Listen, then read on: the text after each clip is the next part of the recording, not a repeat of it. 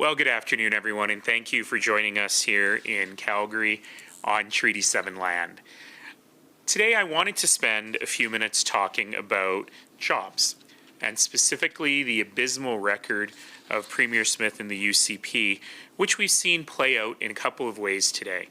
The first is their announcement on youth unemployment, and the second is where we ended up with the federal government announcement on the major projects office and on the first major projects, both of which point to huge missed opportunity on the part of this provincial government. So let's start with the fact that our unemployment rate here in Alberta is absolutely abysmal. Unemployment has increased from 5.5% when Danielle Smith took office to 8.5% today.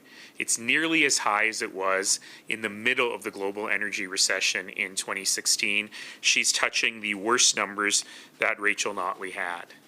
Youth unemployment remains particularly stubbornly high, 17% among young men, nearly 20%. 1 in 5 young men unable to find a job in Alberta. So we had the Premier and her government just last week announce a massive jobs plan, which didn't actually do anything to create the environment for jobs in Alberta. Then the bad unemployment rates came out, and so a week after announcing their massive jobs plan, they announced a massive youth unemployment plan, which was not part of the jobs plan they announced last week. They're making it up as they go along. And today's plan is just throwing more money at a problem that the Premier is not willing to actually solve. Let's remember that the UCP announced a massive jobs youth unemployment plan in 2021. The Auditor General has said that they have not reported on the results. We don't know how many jobs were created, and what we do know is it clearly didn't work. So here's the real problem. The Premier is undermining stability and investor confidence and business confidence in Alberta. All her talk of separatism means that no one wants to invest $1 in Alberta if they don't know what country they're investing in. Her endless fighting with the federal government. Remember, it was this week where if her 9 items were not met, if we did not get plastic straws back, gall darn it, she was going to cause a national unity crisis. Well, she caused the national unity crisis, but she stopped talking about plastic straws.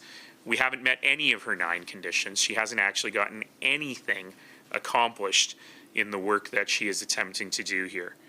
Even all we've seen on public education in the last few weeks, from forcing every girl over 12 to prove her sex if she wants to try out for a school team, to banning books, undermines people's confidence. People don't want to invest here if they think our public education system for their kids is not worth it. People are looking for opportunities further afield.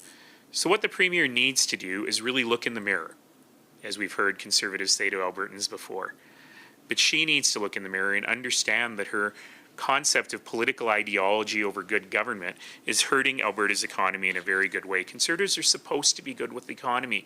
They're supposed to be good with money. And Danielle Smith is neither of those things. So on youth unemployment, what do we need to do?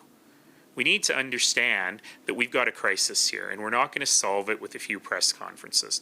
We're going to solve it by creating an environment where jobs are created for young people. And yes, there are some policy things we need to do. Absolutely, we need to look at the low-wage temporary foreign worker program. I heard the Premier talk about that for the first time today. We've known it's a problem for months, if not years.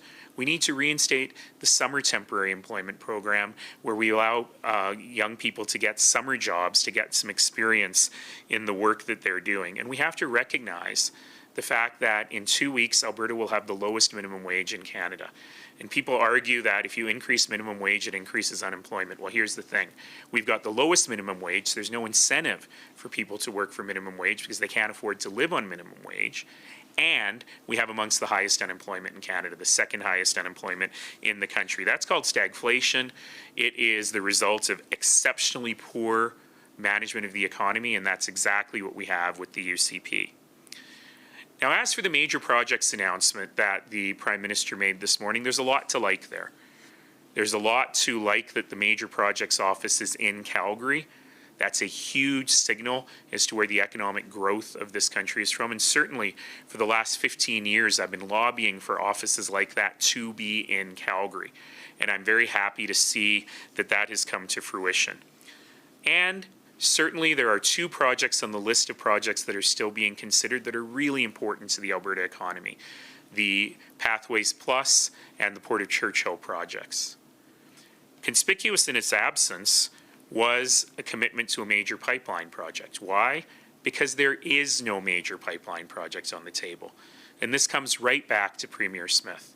A few months ago, she stood with the CEO of Enbridge and said, yes, we're going to sign an MOU and we're going to bring back Northern Gateway. And the CEO of Enbridge at that press conference said, well, that's not what this MOU is about. Which again shows the utter incompetence of this government in managing complex economic files. Because here's the thing.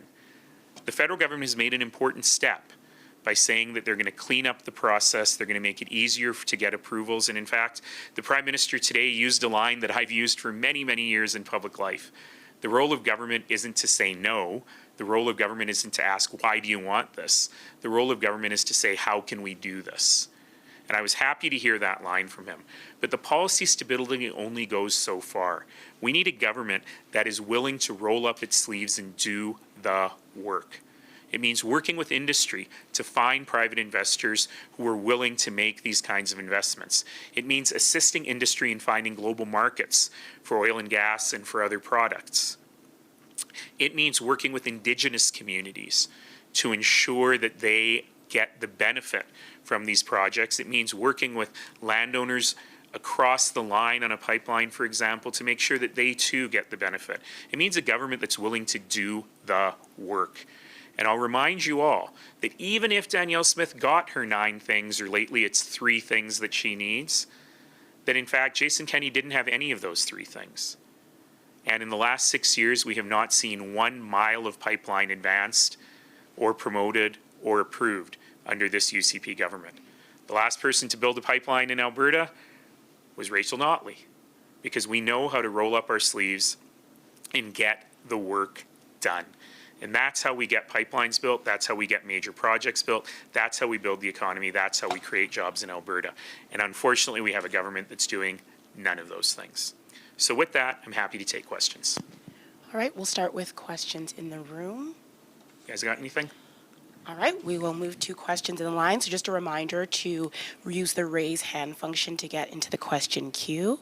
Our first question is from Lisa Johnson. Lisa, your line should be open. You're not up yet, Lisa. There you are. Can you hear me now? Yeah, we got you. Okay, great. I wanted to also ask you about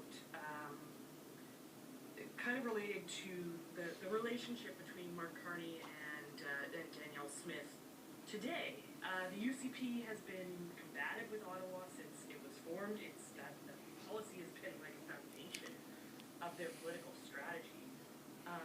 What do you make of the fact that Smith is saying she's never found such common ground with the Prime Minister before? She's optimistic after the meeting with Carney. I mean, what does it suggest to you, this kind of shift in the UCP's approach and her approach? What does that suggest to you about her political strategy? Well, I'm happy she's happy, I suppose. But let's be clear, she's never searched for common ground. She's always preferred the fight to the win. That's the difference between her and me. I will work with anyone, and I have proven that I will work with anyone to advance the best interest of Albertans. She prefers to fight. So let's remember that it wasn't 5 months ago that she put down a list of 9 criteria that if not met, she would cause a national unity crisis. She said it, not me. 2 weeks ago, she put out a beautiful video. It was very well done. Kudos to her production department, where she laid out 3 criteria that must be met. And I actually don't disagree with those 3 things. They're just a starting point, but they need to get done. She got 0 of her 9 things, and yet now she's super happy because she's realized that her combative fighting posture has hurt Alberta, and it's hurt the Alberta economy. So I'm happy to see she's smiling again, but I'd much rather see her doing the work. Do you have a follow-up, Lisa? Yeah, and this is on something completely unrelated. I'm ready. I knew you would be. This morning, the Premier was asked about the ongoing bargaining impasse with the teachers union. She basically presented a kind of zero-sum game to teachers. Either you can get a heftier pay boost, or you can get a hiring pledge to pay for more teachers. The implication being you can't have both. Yeah. What do you make of her stance? Oh, and she, of course, pointed to the budget and the deficit that we're facing. But what do you make of that comment to teachers amid the bargaining impasse that we're in right now?